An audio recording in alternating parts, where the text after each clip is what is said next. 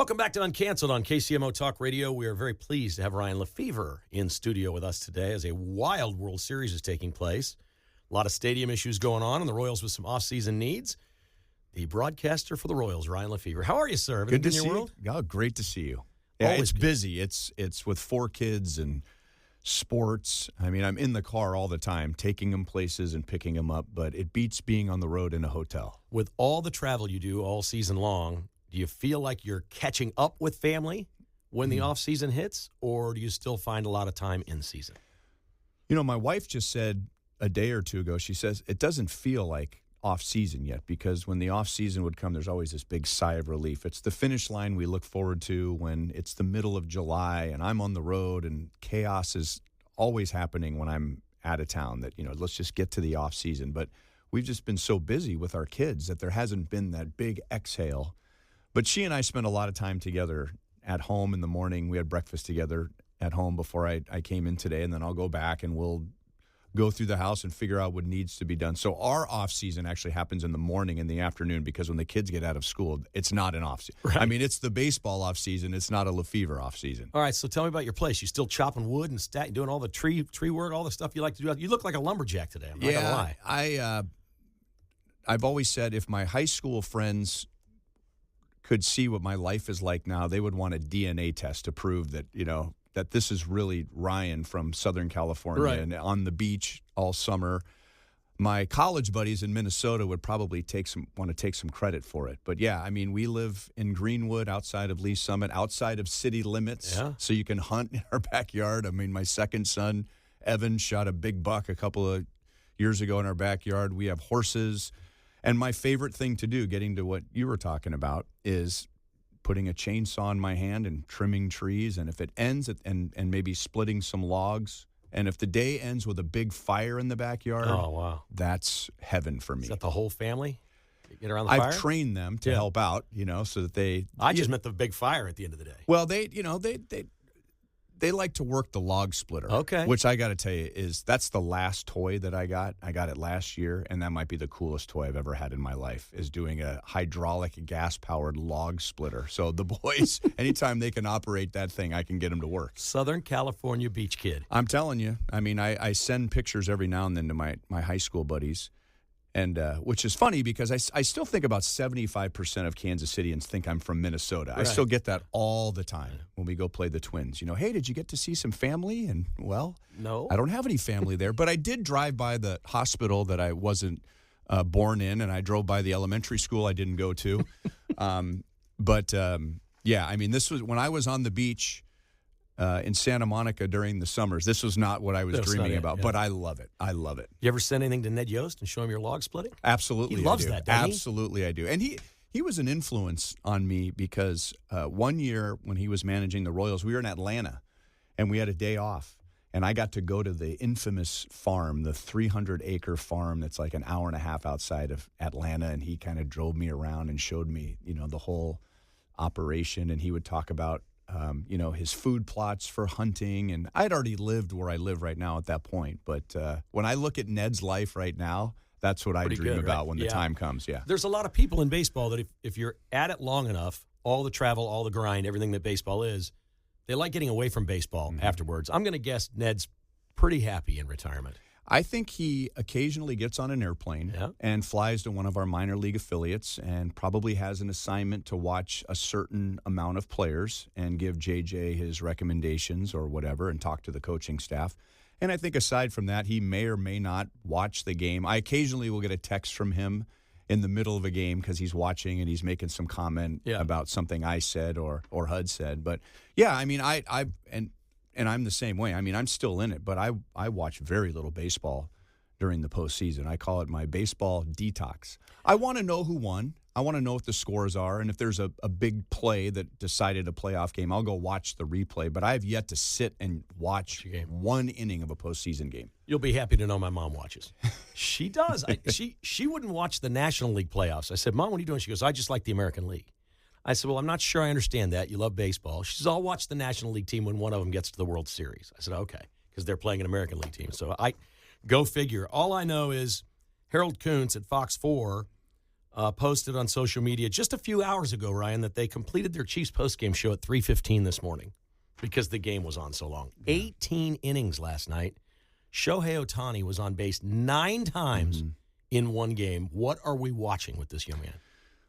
Well, when we talk about baseball history, I think it's hard for us to think that we are watching the greatest thing of all time or a greatest era of all time because we read about Babe Ruth and Mickey Mantle and Cy Young and we think, well, lore, yeah. Right.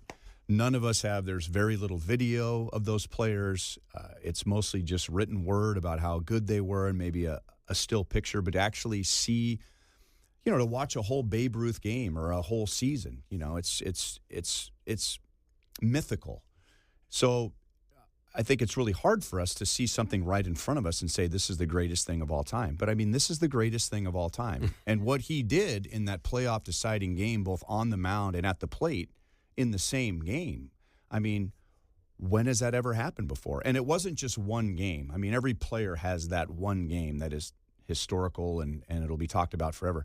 But this is seasons of this now. And he has had 2 Tommy John surgeries, and he's still pitching the way that he is.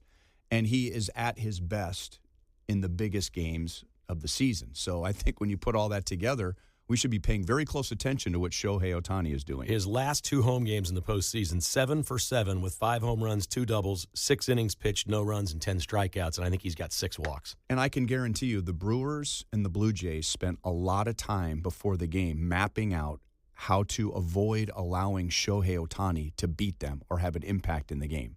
They can't. And they still can't. That just tells you how good he is. All right, let's talk about the Royals' needs this offseason. What do you think the offseason looks like? Well, I'll go back to last offseason. Okay. And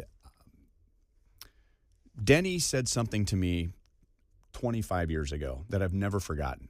And Denny said, and we were talking about a team that had won the year before, and they were not a playoff caliber team the following year, and how disappointed the fans were and how disappointing the team was and what happened. And Denny's and it wasn't a statement. I think it was probably just a conversation we were having before the game. Denny said, I'll bet you more times than not, when a team takes a monumental step forward, 80% of the time there's regression the next year.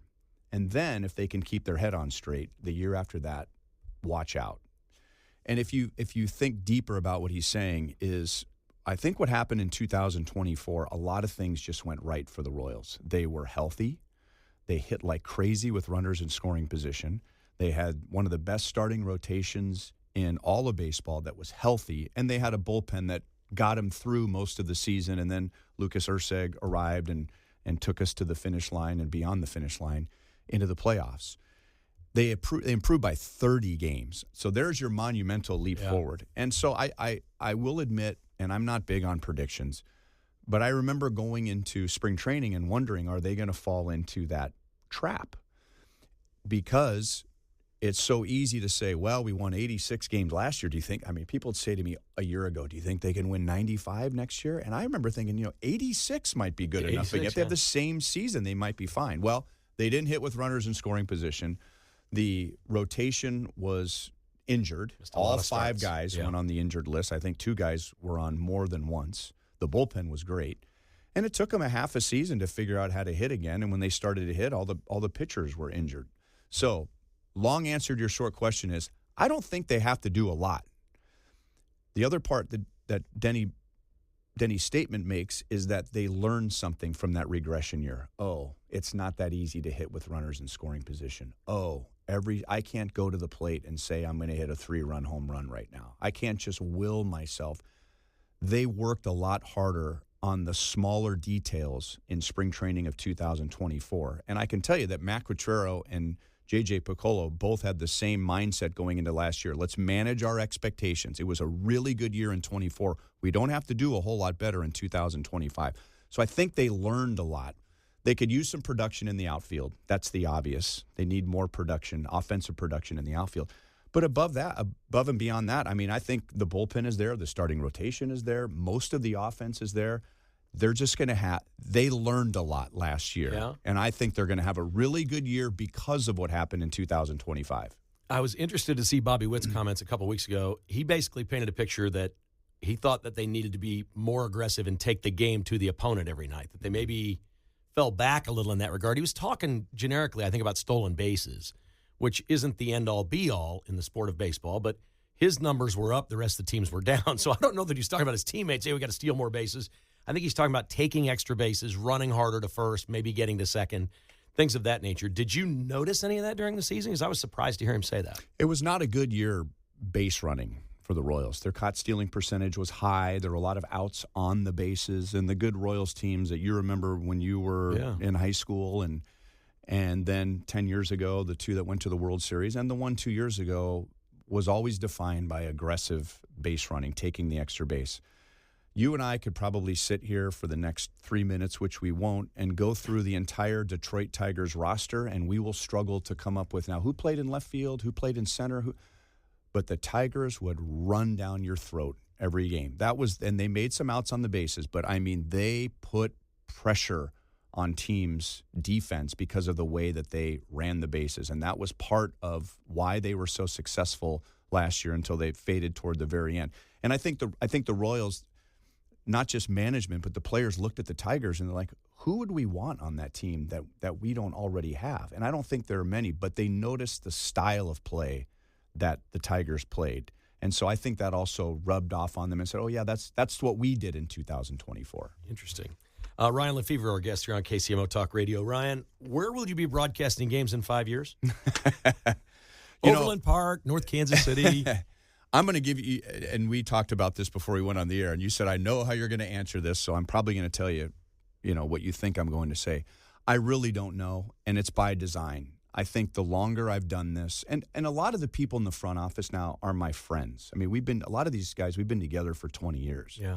And here's what I've learned. If I were to ask, they would probably give me some insight as to what's going on. But I know that I'm one of 100 people that's asking all the time. So if I'm going to be a good friend, I'm not someone else just dropping in on October the 28th at the stadium and interrupting a meeting that JJ might be in or Right. Brooks might be in or Sam might be in. Hey, what's going on with the stadium? I don't do that by design. I really don't want to do that to them. Now, they'll share things with me off the record just because, I've been around for a long time and hopefully they can trust me with that.